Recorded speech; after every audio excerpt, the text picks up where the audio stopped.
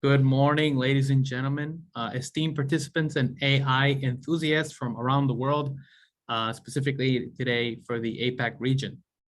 We'd like to welcome you to a groundbreaking event that we hope will promise and redefine the future of member experiences.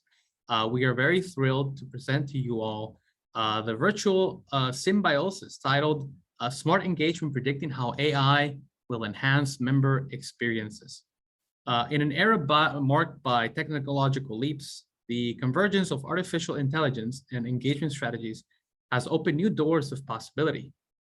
Today, we gathered to delve into the transformative potential of AI in revolutionizing member interactions, reimagining the way we connect, serve, and empower our communities. Throughout the next hour, we will embark on an enlightening journey exploring how AI's predictive capabilities can deeply impact member experiences. This event is designed to be an eye-opener with the future of community management. Our distinguished panel of speakers, each an authority in their respective fields, will guide us through this exploration. Their expertise spans the realms of AI, technology, community engagement, membership management, which is ensuring a comprehensive and enriching discourse. As we move forward, be prepared to gain insights into cutting-edge strategies, witness real-world success stories, and engage in thought-provoking discussions. The possibilities are boundless, and the outcomes of this event have the potential to reshape how we engage with our members, fostering deeper connections and a more meaningful experience. Without further ado, let us introduce to you our esteemed speakers who will unravel the mysteries of AI-enhanced member experiences. With us today, we have Francesca Lee, who is the president, founder of Second Generation Entrepreneur Association, pursued in Hong Kong.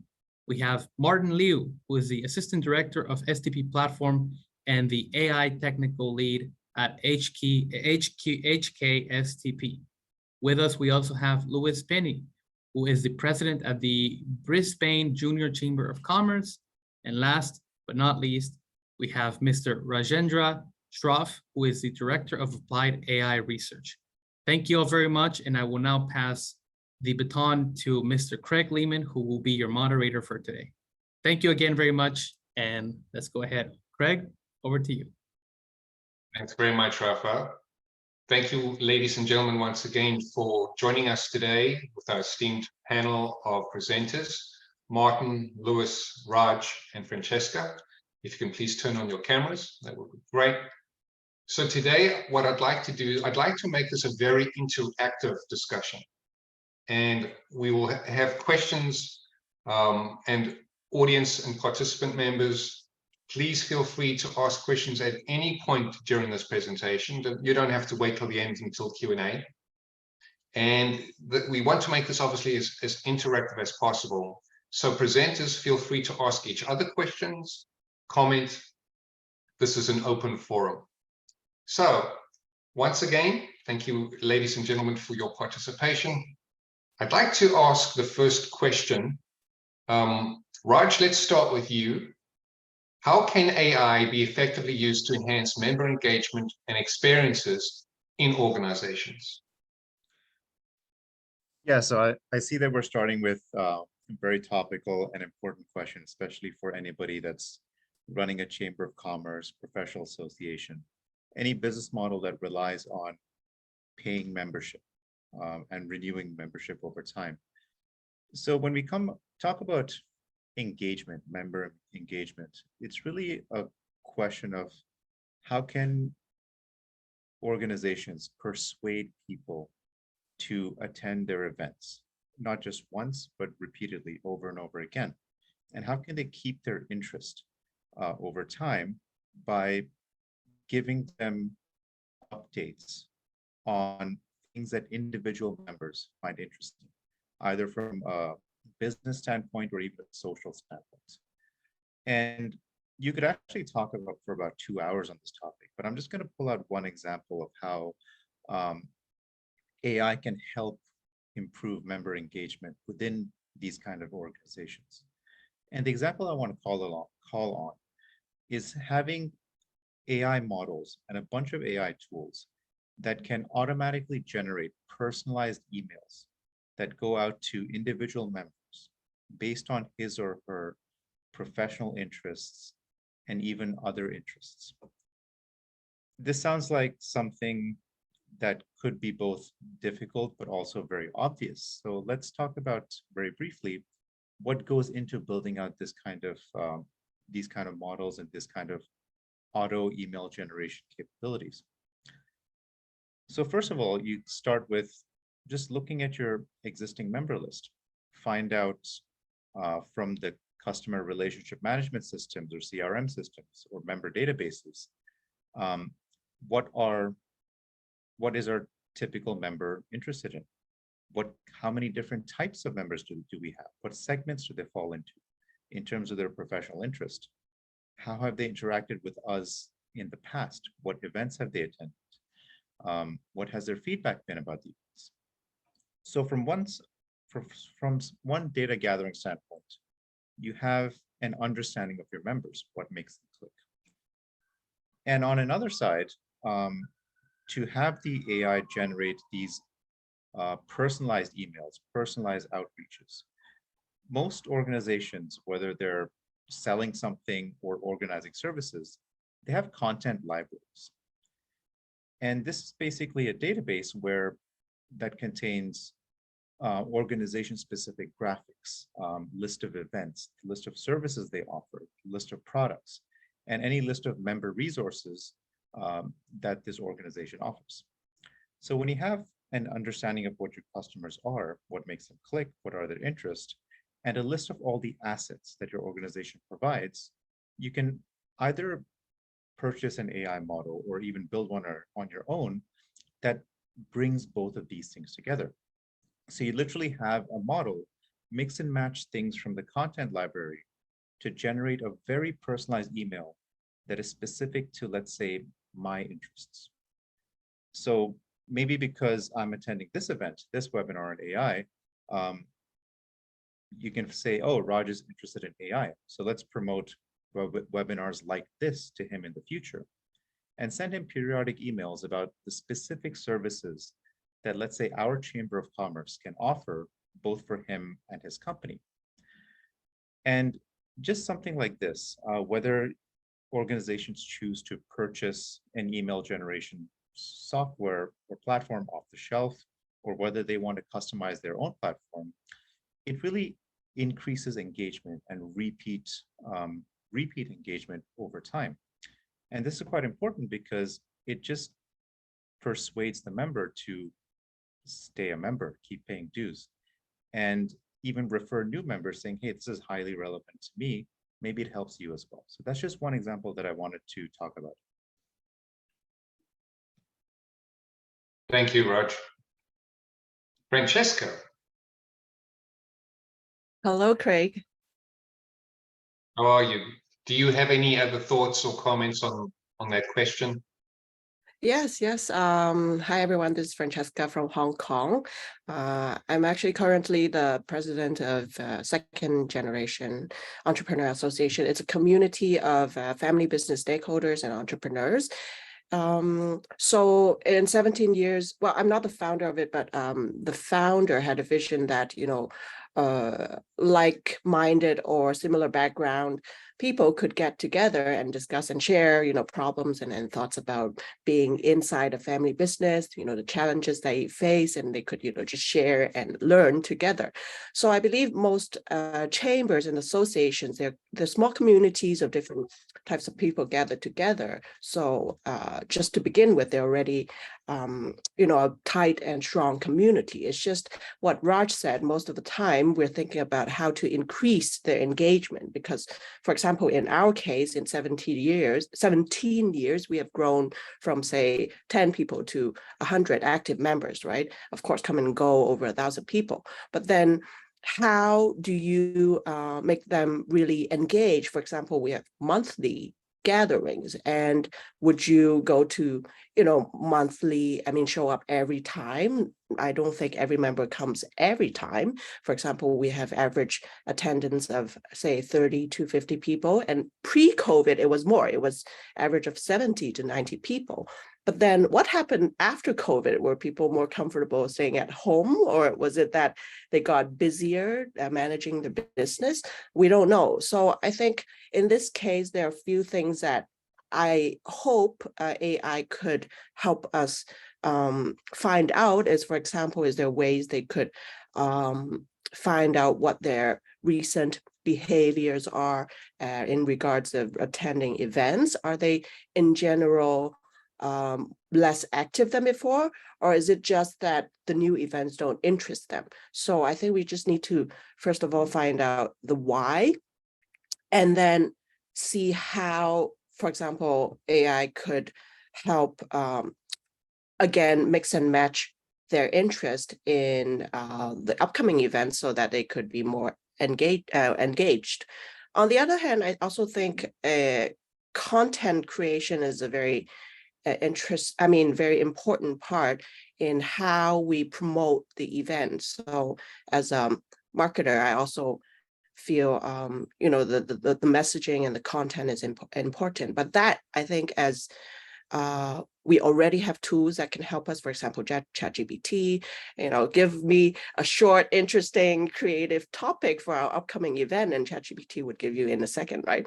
And for example, Midjourney and other tools, I feel it's already ready for us to use and create very interesting and captivating visuals and at least topics to attract these people. But of course, going back is whether or not these events or topics interest them, just like pre-COVID, right? So that's some of my random thoughts. Yes. I have a question for everybody to consider as well, but it's based on what you said, Raj and Francesca, in terms of your chamber, right? Obviously, we deal with member-based organizations here at GlueUp. That's our market that we deal with, and that's the market that we service every day. And we've been doing it since 2013. And we obviously listen to our customer base and the industry in terms of what they're looking for. So for us, it's very important to understand how everything is moving so quickly at the speed of light, we call. Especially after the pandemic, we know that changed everything for everybody, right? For how you manage your organization, to how you produce events, how you market events, and how people actually attend events. So you've got the choice of live events or virtual events.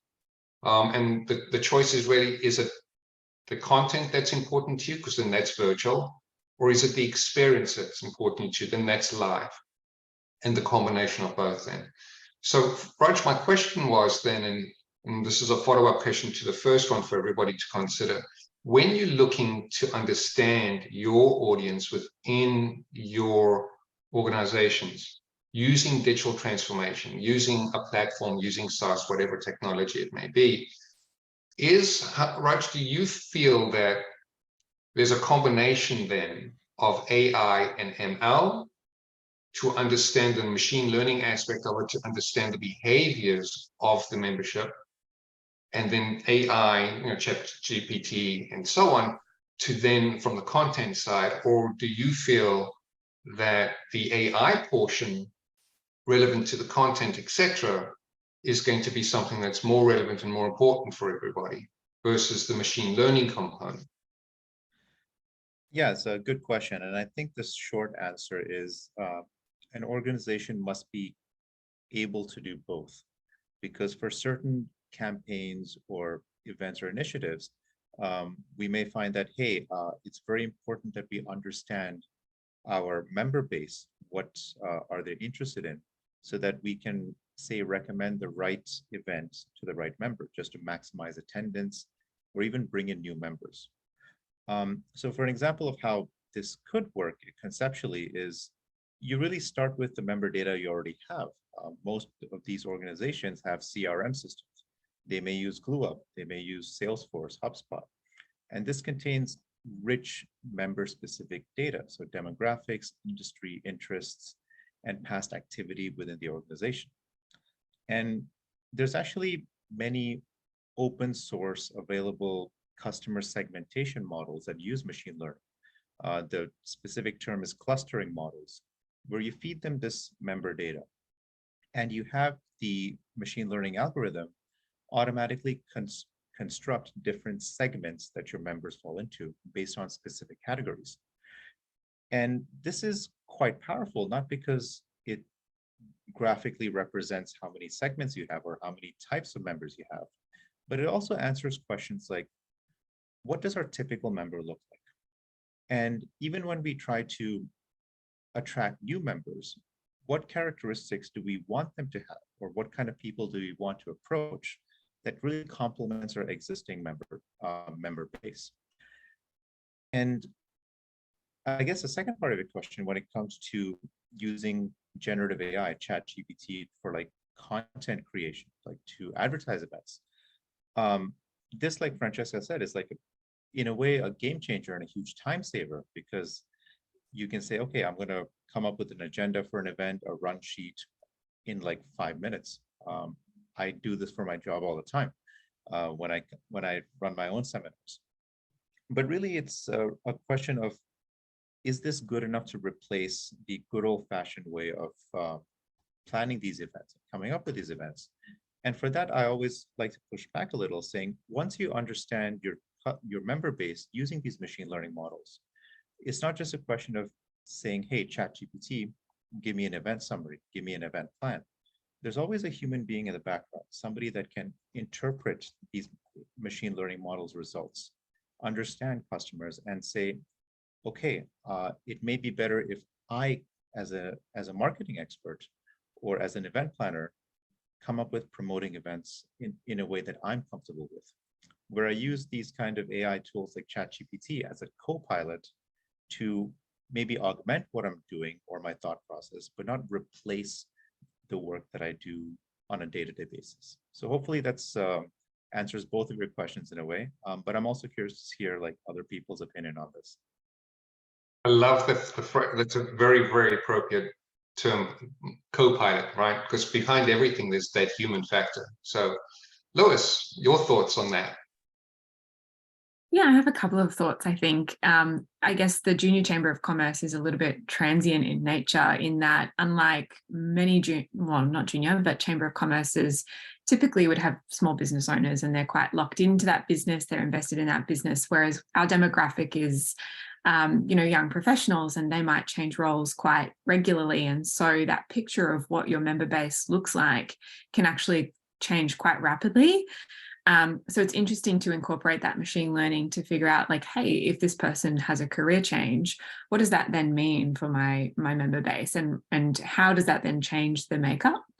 One thing I would also comment on is the idea that with machine learning, I think there is a bit of a trap there in terms of building your member base. We very much look for diversity in our group. And so we want to make sure that we are encouraging member signups that aren't all the same.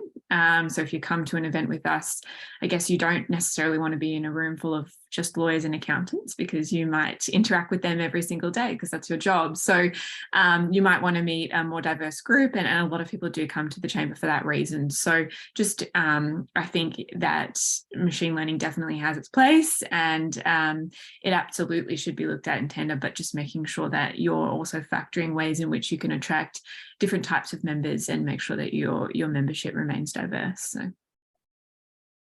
Lewis, how are you leveraging, if at all, AI at this point? Yeah, so we have a young group and a committee, and I think we're all very time poor because we're all volunteers. So certainly there is ChatGPT comes up regularly in terms of crafting marketing. So it's very appealing to us to sort of have companies like GlueUp start to look at building those things into the platforms that we use, so that we're not, across a myriad of platforms and bringing all of those things together. So for us, very much it's about how do we as a committee, service our members and do a really good job at that. Keeping in mind that we all have day jobs and we're all also doing other things, and we're all a group of ambitious young people who have lots of other commitments going on in our lives, and we really want to do a really good job over here, but make sure we don't let the other things drop in other places. So Okay, very valid point there. Martin, Yeah. Yeah, can you hear? So, hello. yes, we can hear you. Yeah, okay. So yeah, totally agree that yeah, the AI have to get a lot of like the alternative data to make us better understanding of the membership. And also I would like to point out one more idea that how AI can help in member engagement. That is what we call the AI analytics on key opinion leader, the KOL. So that may another topic that because many corporate that hired some celebrity to make better engagement with their members. So like in Hong Kong, we probably have we call the mirror those celebrity, and then so. But sometimes this KOL may not be most suitable for their members. So I work in Science Park. So we have example in one of the company that they are doing the AI KOL analytics. So what they are doing is actually helping those corporate or some company, if they are finding those celebrity to represent their brand or to do the promotion, actually their solution can help them to find the best KOL. It's not just whether this KOL is suitable for their brand, but this KOL usually they have their fan space. So those fans, how these fans correlated to their brand, and is it many correlation with their products, or whether this KOL is really a good KOL, or really the how they influence power. So this all these kind of analytics, I think AI can help, and also can help the corporate to do better selection of the KOL. So that may be another perspective that help me think of how AI can do better member engagement at this point. Good. Thanks very much, Martin. There was a question that how can AI-driven personalization improve member interaction with online platforms? But I think that kind of ties into what we already talked about a few minutes ago. So I'm going to move on to the next question. What are the potential challenges and ethical considerations associated with using AI in member engagement? So let's start with Francesca this time, and then we'll go to Raj, and then Lewis and Martin. I think this will be somewhat a challenge, yet not so much, depending how the platform integrates with AI. So, for example, if the platform is collecting data to learn about some behaviors and backgrounds and demographics and needs, and then kind of generate results that will help increase engagement, help particular members to see particular things, then basically you don't see a lot of privacy issues right there, because basically the analytics and the private information is just behind the scene, right? So I think it all depends how the platform regulates or set up their privacy policy there. Just like unlike social media, where I think most of the chambers and associations, their CRM is quite confidential, unless for example, now we're revamping our website, and we will have members directory on the web page, but then under their consent, we show their picture or company name, or we won't even put their phone number. So I think it all depends on, for example, platforms like GlueUp, how they would potentially integrate AI in it, and I would imagine it being a platform that can help push the events to the right people and push the right people to the right chambers instead of really showing sensitive information. So I personally am not very worried at this point, but yeah, feel free to share some potential challenges. I mean, say, Lois from Brisbane, she's also from another different chamber, different type of chamber, but yeah, I mean, probably you will see something that I don't, maybe. From a glue up standpoint, Lewis is actually one of our customers, right? And we have, I think, 300 chambers. You have like 300 chapters that you have for your main body. But what we've done for glue up is everybody, like you said, Francesca, it's very important that everybody has privacy clauses and you opt in, because otherwise you can't communicate and you can't receive information and so on. So we've recently launched our AI product within GlueUp. And it's a big milestone for us because we have to take the considerations of all these things. And because you're dealing with member-based organizations and you're dealing with their members, for us, the privacy issue is as important as anything else would be, because you have to take that in mind in terms of how people receive communication. So the AI feature that we have, we've been very careful and mindful of all our customers, and really they guiding us based on their security and privacy policies as well, right? So in terms of AI within GlueUp, we've started it in beta right now in the respect that it's mostly for content and mostly for marketing. So it's our events and anything relevant to content that you have. So we're very excited about how this obviously will evolve based on the feedback that we have from our customer base, people like you and Lewis and everybody else. So we're very excited about that. So Lewis, back to you. Thank you. No, it's a good point. And your point, Francesca, I don't know if you're aware, but over here in Australia, there's been a few massive data breaches, Optus and Medibank. And I think even for us as a small chamber, that means that you do have to be aware of those privacy considerations, even if you are just sort of a volunteer group and managing a small group of people's data. All data is important. And so that's certainly a consideration for us when we were out looking for a new CRM, and one of the things that we talked at length with GlueUp about when we signed on. So I think that's a really good point.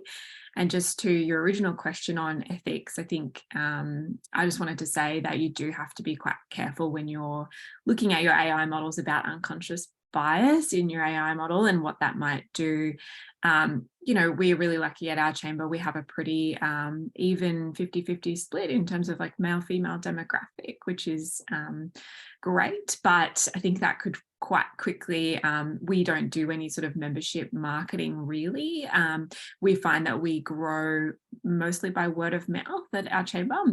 And even that has its implications for the way that we grow and how we grow. You've got one person comes along and they work at a consulting company and they go back and they say, hey, I went to this great event last night, you guys should check it out.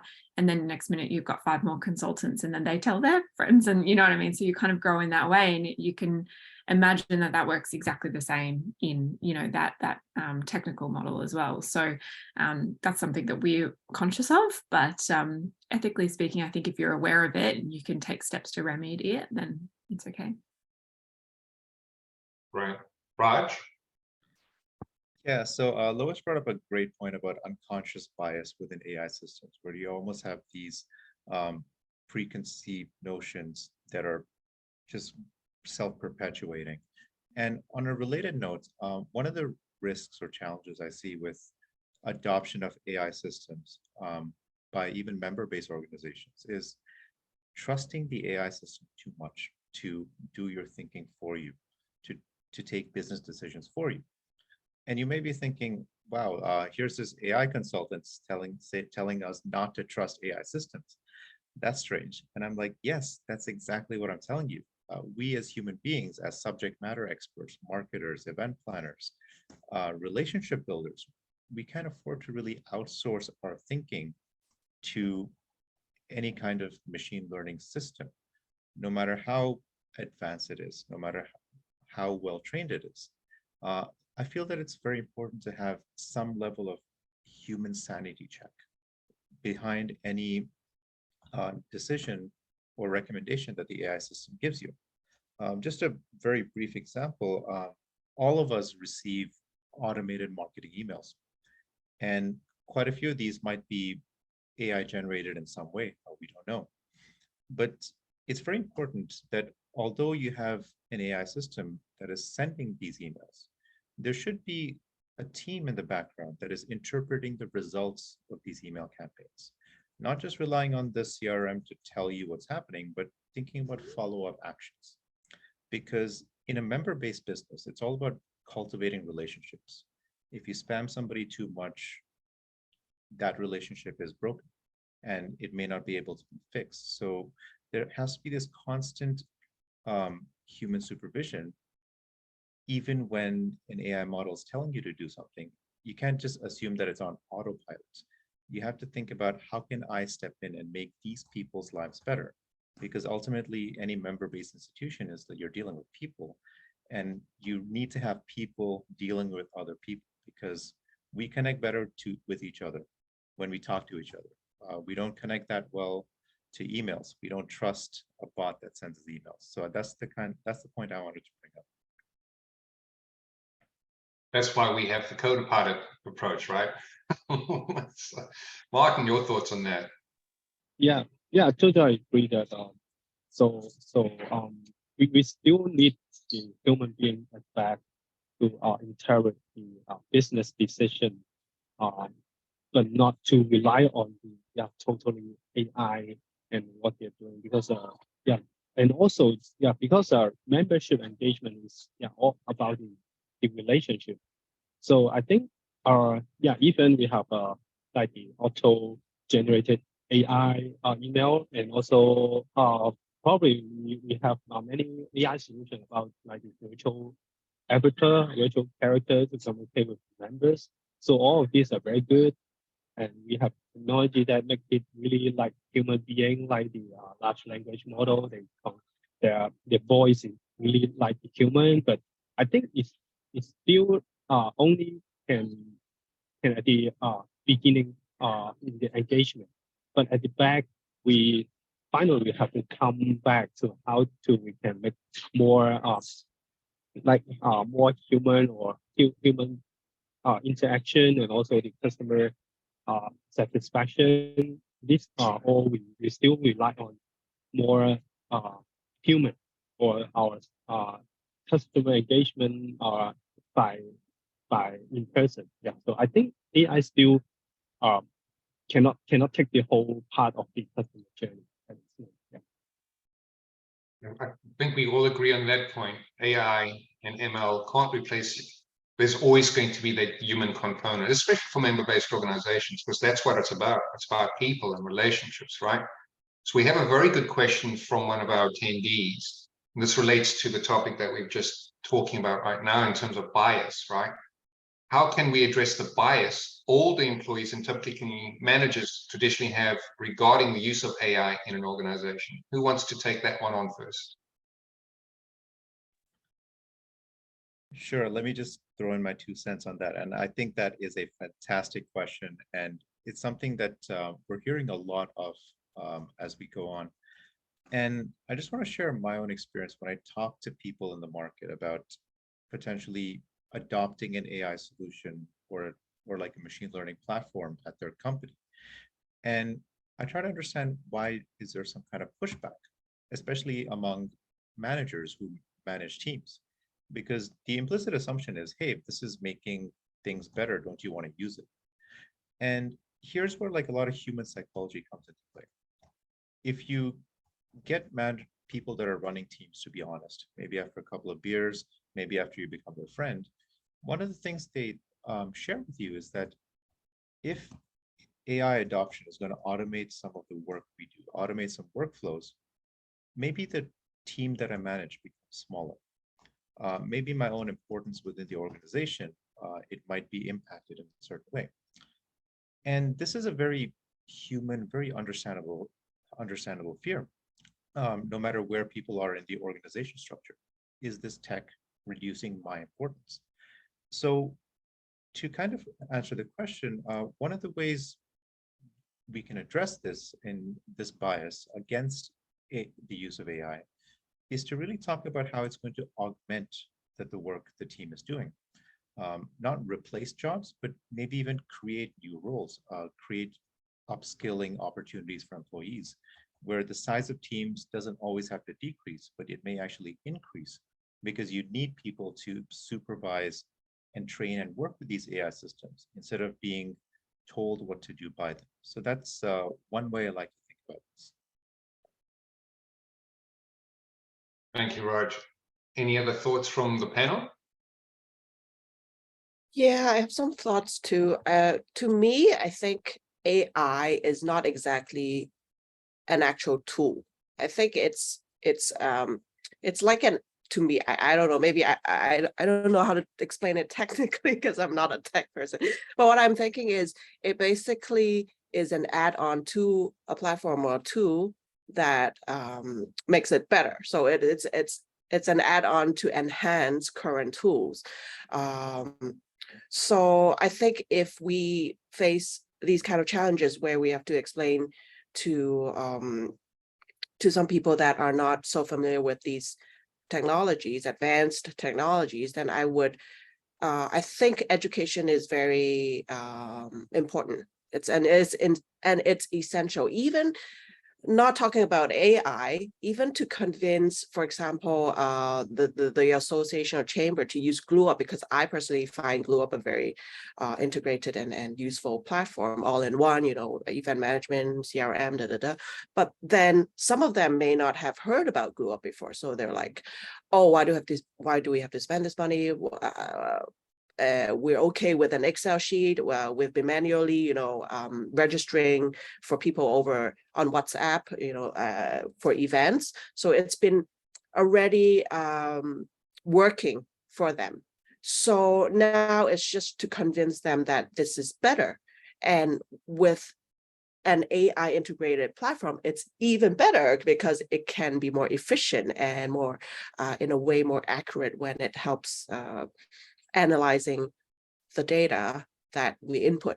So at the end of the day, I think education is important, and how we explain to them is also important because, first of all, we have to read a lot and learn a lot. And I think a situation like this where we interact and talk about it is also a way for us to, really learn about it and listen to what other people experience and think about it and see how it actually can benefit the association in the end. So I think setting the objective, telling them how it's gonna make it better, then I think it will be easier to convince them. I mean, not necessarily convince them, but at least share with them why we would even consider using things that are with AI function. I mean, AI implementation. A very valid point, Francesca. Lewis, any thought? Yeah, I do actually. I was just going to say, I think I see this all the time where people do feel threatened by digital transformation in my role. And it's a really good point. I always ask the question, what would you achieve if you didn't have to spend 5 hours a day doing this? Like, what is it that you should or could be working on, that is more important, is maybe more strategic, if you didn't have to spend your time on these repetitive workflows? And usually when people start thinking about that, they understand that their value to the organization is not in manual process. Like, that's not where they bring value. And so I think in terms of tangible steps of how to get people to see that AI is helpful, it's probably a good place to start, is asking what else could they be doing or should they be doing that they're not getting done because they're spending a lot of time down in the weeds. And then the second thing is about trust. So you absolutely want to build trust. A lot of people, and particularly I would say older people, don't trust new technologies. They've either had a bad experience in older tech that didn't quite function right, or they've been promised the world and it hasn't really quite eventuated because, the tech wasn't there yet. So I would start small when it comes to AI, do something that's small, something that's non-threatening. And then once you've built trust in the process, expand out from there and just take gradual steps towards automating those processes, is what I would say. Very, very good points. All right, let's get to another question. So, how can AI-driven chatbots and virtual assistants enhance membership support and satisfaction if that is the case. Who wants to take that one on? Yeah, maybe I can talk a bit more. Thanks. So about chatbot and the virtual assistant, I think very popular. Because I work in Hong Kong Science Park, so we have a couple of tech companies doing this technology in no matter like in banking and also in insurance and also for example property. So we see everywhere right now have a screen that have a virtual character there, and then you can ask them anything. Maybe not even just typing the character, you can just directly speak to them. So that's getting more and more popular. And the virtual character is not just a cartoon right now, it's really a human being. So I think this is a really good method to engage with the customer, because right now, first, they with the latest technology like the GPT, so their conversation is more like the human being, and their advice is much close to the answer will customer services. And the other thing I think the benefit is they work all the time. So I mean they can work 24 hours without any rest. They don't need to take the rest. So but for human being, I think they still cannot work that long. And so we see a lot of new technology, even like in news reporting in Hong Kong and China now, they are trying to use the virtual avatar. So this is a good trend for the customer engagement, and I think it's also attraction and some new innovation for those people to get interest and to know more the brand that they're using this technology. Thank you, Martin. Any other thoughts from the panel before our next question? All right. Okay. So, what role does AI play in identifying and addressing member churn or disengagement? Now, that's quite an interesting question. Raj? So I'll get started with this. So I like this question because one of the things I do is I teach like a digital marketing with AI course at university, and we specifically look at this case study. How can AI predict and maybe mitigate member churn? And if we think about it, in any member-based institution, like member retention is cheaper than acquiring new members. The pandemic showed us this. They showed us the value of this. And I guess the real question that AI can help answer is, can these predictive models identify members that have a high probability of leaving or not renewing their membership in a certain year? And that's what the machine learning predictive tool does. But on the flip side, at the end of this, you need a human team in the background thinking about what might we do as an organization to persuade these high-risk people to stay, and how can we do it? Do we offer them better one-to-one support, maybe a targeted service to the types of people that might be leaving? And if I were to describe how this whole model could be implemented quite briefly, so first you have, through your own CRM database, you have data on members that have left in the past, and even members that have stayed. And the question we can ask is, what are the differences between those people? How were the people that left different from the people that stayed? Did they attend fewer events? Were they less engaged with the community? Or did their industry or company not do so well and it was completely out of their control? So this historical data is almost training data that can be used to train a predictive machine learning model. I'm not going to get into how those models work in detail, but it essentially takes input data and predicts what might happen in the future with a certain probability. So once you have this trained model, you can feed it your current member data and ask the model to return a list of members that are at higher probability of not renewing their membership. And once this prediction is outputted, saying, okay, Raj might leave with a X% probability because his event attendance has been low, for example. Here it's really part of the member management committee or whoever's managing these memberships to really reach out to these people and say, hey, what can we do for you? It's not just as simple as sending them more emails or more AI generated emails saying this is a great this is a great event, please attend. It's really the human touch of saying, we haven't seen you much in the past year. Are we meeting your needs? What can we do for you? What would you like to see going forward?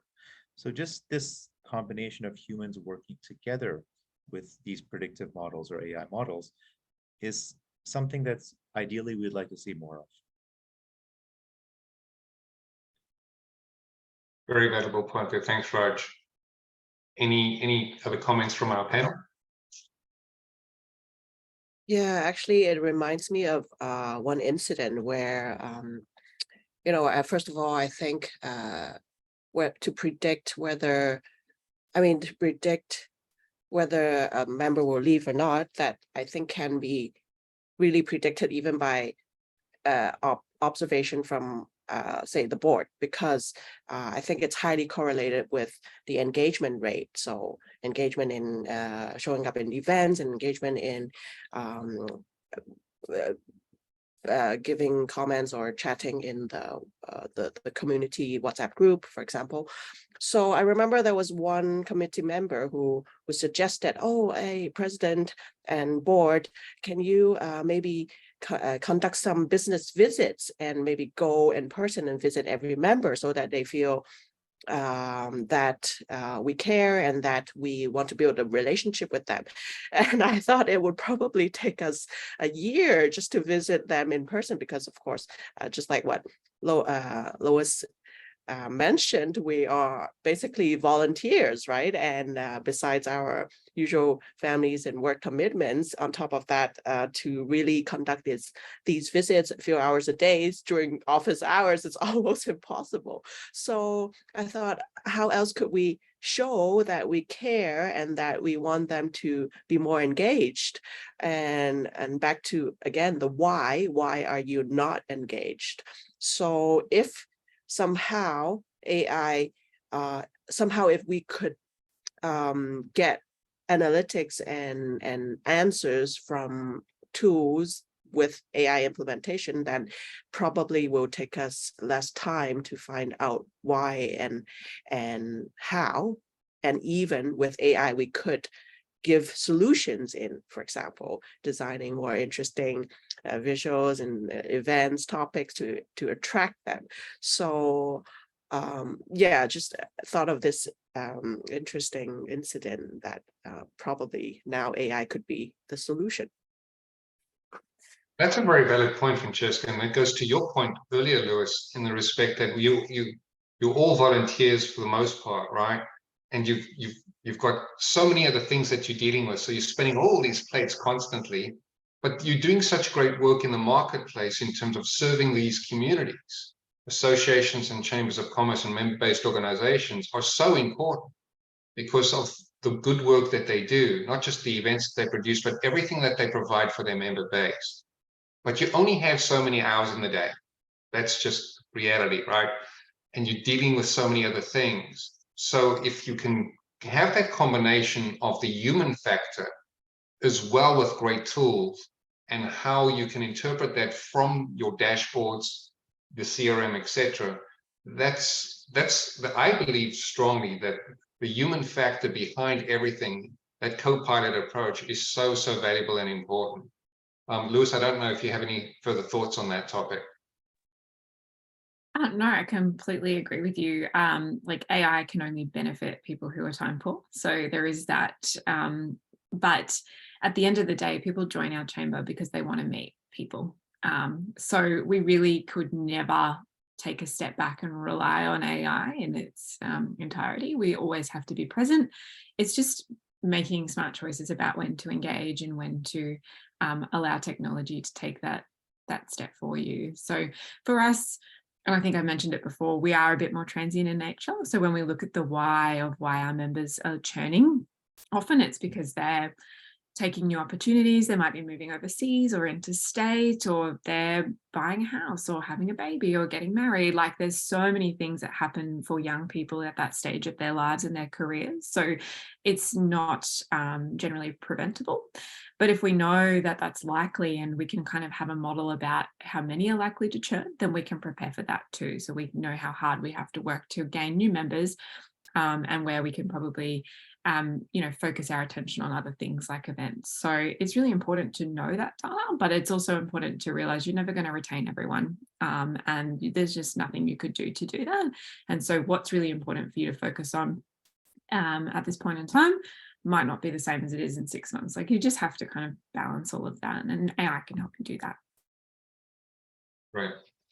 I think we have 8 minutes left. We have time for, I think, probably 1 or 2 more questions. Let's see. Here is a question in terms of, we've talked about the data privacy, we've talked about the chatbots, we talked about churn and disengagement, but what about, and this ties into the thought behind AI and cutting edge technology and tools, right? But what are the potential risks of over-reliance on AI in member engagement?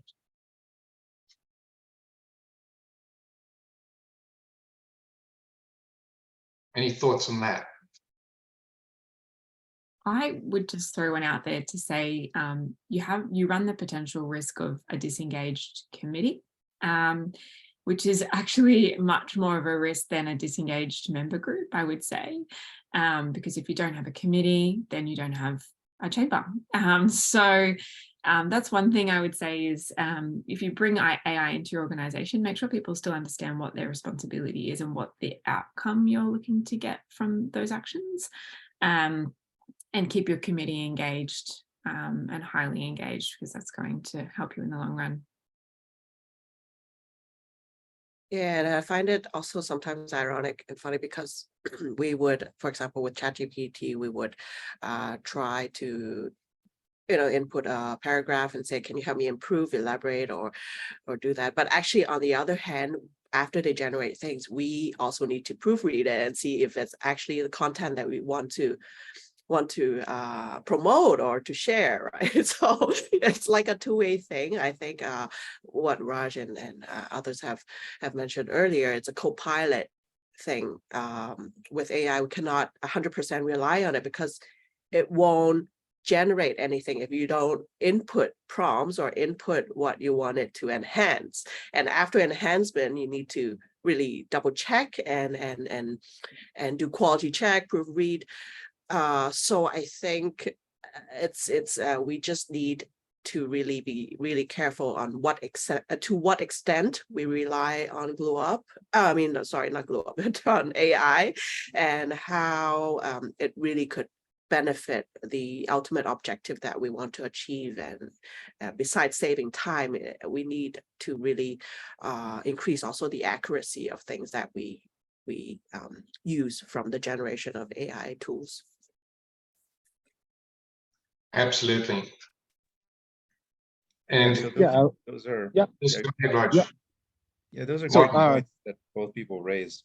And if I could just quickly add one thing, like one of the risks that we see as a company when people think about AI, they think that once you deploy it, that's it, you're done, it's perfect, it's going to give you some fantastic actionable advice. But the thing with these systems, and maybe Martin can jump in on this with some practical knowledge, is that any model has to be retrained with new data, with human feedback, to get better over time. So in fact, I would say that any organization that's using AI to improve a member experience actually might have to spend even more time engaging with their member community, talking to them to find out, what did you like, what did you not like, and using that human feedback to go back to retraining the model to say, okay, this worked well, we have to modify these weights, we have to change this input data, to make sure that the model keeps up with the members' needs and desires and objectives of what they want to get out of being part of this community in the first place. Yeah, that's exactly, yeah, I want to mention about, yeah, the back of the AI model is all about the data. So how the data, is it accurate, and also is it keep improving is the key of the AI, how they perform. So for example, we have about customer engagement. We have 10 activities. We want to tell whether which one is most effective. If we run these activities over time to time, and then give more data to them, and then so probably they will give us more accurate advice on the effectiveness of those which event is better. But also, yeah, it's always true that we still need some. What if all the 10 events is not effective? We still need some human being to keep improving of our thinking, or whether we can have some more innovative engagement methodology, or we can make some like maybe one-on-one consulting, one-on-one visit. Yeah, these kind of activities. We still need human input, and then we have to take look of the data, and then feedback to the AI. And so it will be a journey for all the similar development. Very valid. Thank you, Martin. And with some 2 minutes or so to remain, I'd like a final thought from each panelist. So Lois, let's start with you this time. Okay, sure. I would just say final thoughts is jump in, give it a go. Like, it is the future, and it is going to start permeating every aspect of the technology that you're using. So start now, but start small. And also, I would just say, if you want to chat, connect with me on LinkedIn. I'd be happy to chat through and help. Awesome. Thanks so much. Francesca. Yeah, thank you, Craig. Thank you, GlueUp, for the opportunity to connect us. I think my thought would be to stay open-minded, so that we could keep connecting with different people, keep absorbing new information, and at the end of the day, make a choice on what's good for ourselves and what we work for. So stay open-minded. Thank you. Right. Martin? I think the digital transformation or the innovation use of AI is definitely the trend. So it's only the timing that whether you jump in now or later. So I think my thought is as early as possible, because it will eventually come, and as mentioned, you have to take this journey earlier, collect the data, and then so you will better prepare for your organization, better in your membership community. Thanks very much. And Raj? Yeah, so my firm does a lot of corporate education, so I'll just share with you the same thing I share with all of them.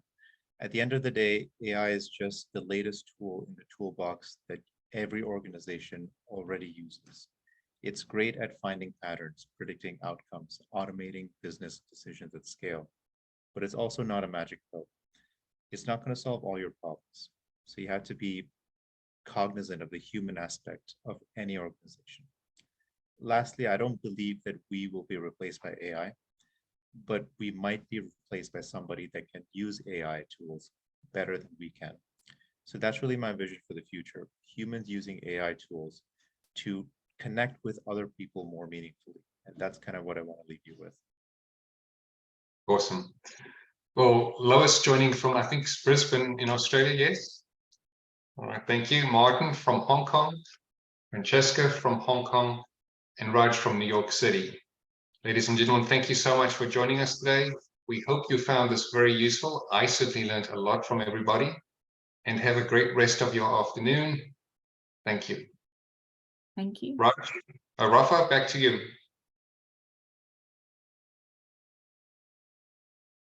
Most certainly. And again, thank you all very much. We will be sending out the recording of the video to everybody that registered and everybody that attended. So again, thank you very much to our speakers. Thank you everybody for attending. And like Craig said, have a wonderful rest of your day and rest of your week. Thank you all very much. Thanks, everybody. Take care. Thanks, everyone.